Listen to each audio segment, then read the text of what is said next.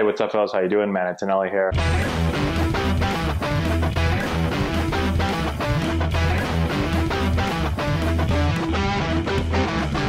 Hey, what's going on, guys? How we doing? Matt Antonelli here, and today we're answering your questions.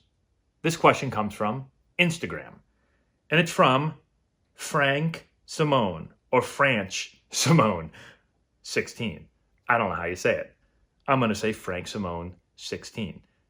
He said, what changes, if any, would you make to the player development process? Okay, we could probably talk about this for a long time. This question could go a bunch of different ways, but what I'm going to take this as what I saw at the professional level, the minor leagues, the major leagues, the development process that takes place there. What changes would I make, if any? We've talked in the past about what I thought as far as the minor league goes and the major leagues with developing players. There were two things. When I got this question, I started thinking about it. There's two things that were going on when I played that, looking back, I thought were not, I didn't think they were helpful. Now, have some of these been changed? It's been a long time since I've played. I was released in 2013, right? So it's been 2014 until now. How many years is that I've been out of baseball? 6 years, 7 years? It's been a while since I've been out of baseball. It feels like 107 years. So some of these have probably changed. I have talked to some people where it sounds like everything is exactly the way it was when I left. So maybe it hasn't changed. But these were the two big things that I thought of when I thought about the development that was going on when I played. Number one, when it comes to strength and conditioning. I thought the strength and conditioning, and I played for 5 different teams. I'm not going to call out teams or anything. But I thought the strength and conditioning part of it was I didn't think it was that great, honestly. I thought that everything in pro ball, not everything, because teams were different. Baltimore was different than the Yankees, were different than the Indians and the Padres. Everyone was a little bit different, okay?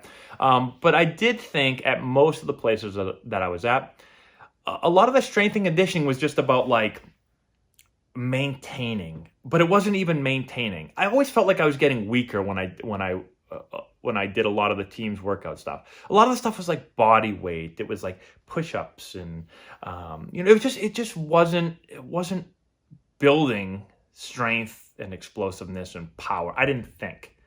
I always felt best when I worked out in the off season or when I worked out in college, where I was actually pushing myself to work out. Now, I understand when you're in season, you can't work out the way you do in the off season because you got a lot of games, and so there's a lot. You got to reduce the volume. All right, I get it.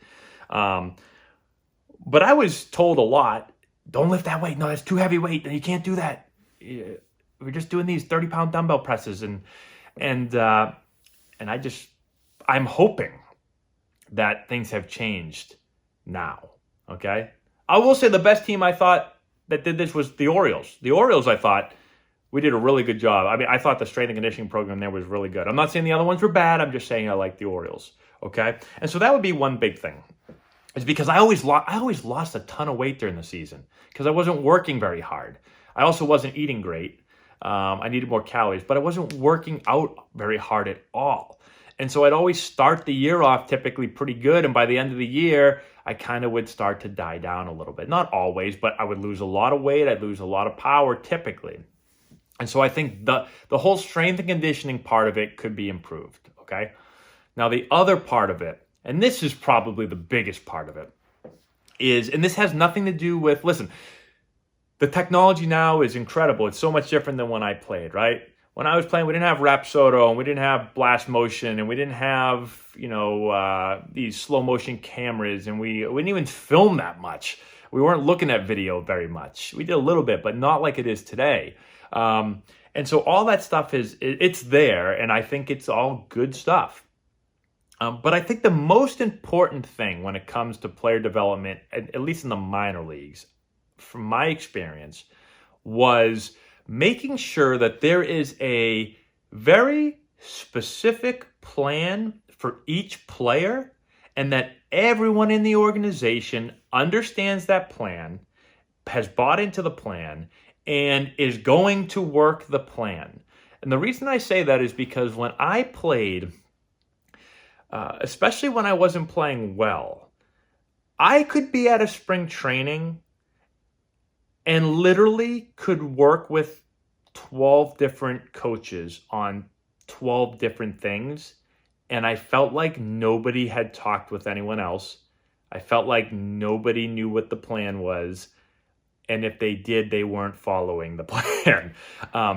Because I would be hitting, this is what I thought was the biggest problem. I would be in a cage trying to hit by myself and work on something. And then, I don't know, single A hitting coach, whatever, comes walking over and he's like, hey, I'll put the ball on the tee for you, let you hit, okay. And then you take a few swings and then all of a sudden he'll say, hey, you thought about, maybe spreading your feet out a little bit more? Probably give you a little bit better base.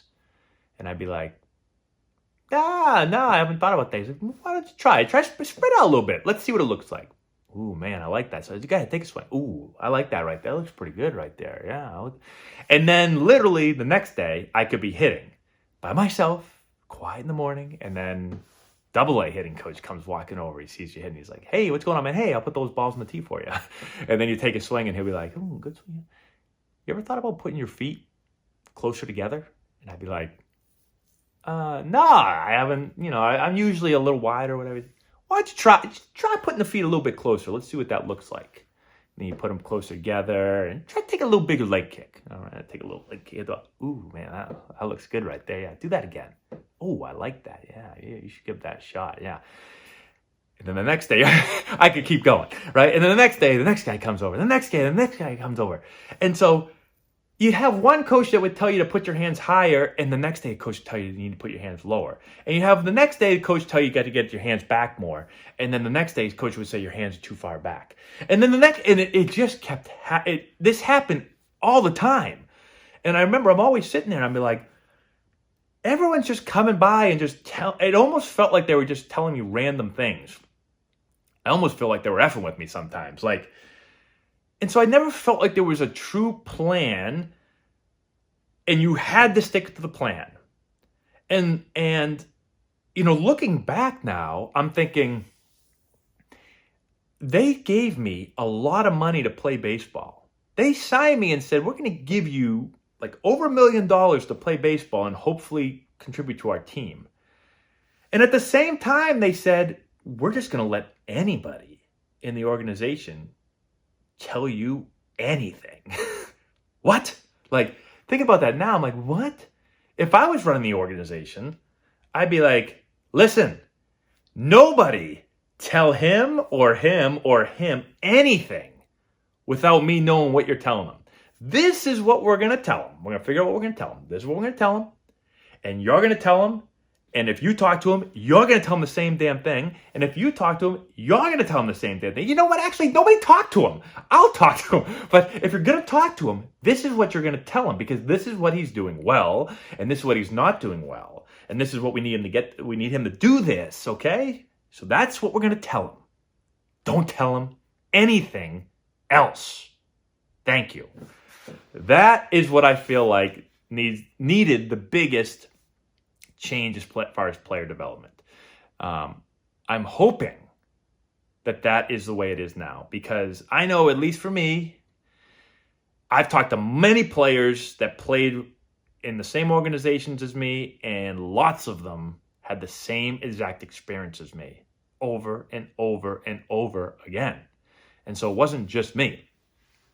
So that's the biggest thing. That's number one. Number two, strength and conditioning. A little bit. Hopefully that helps you out. Thanks for the question. I appreciate it. Subscribe to the channel. If you want your question answered, just put in the comment section below. I'm just going to go through and pick a bunch of questions and answer them. So thanks again. Share with all your friends. Subscribe to the channel. Hit the thumbs up if you haven't done that already. I'd appreciate that. And we'll talk to you later.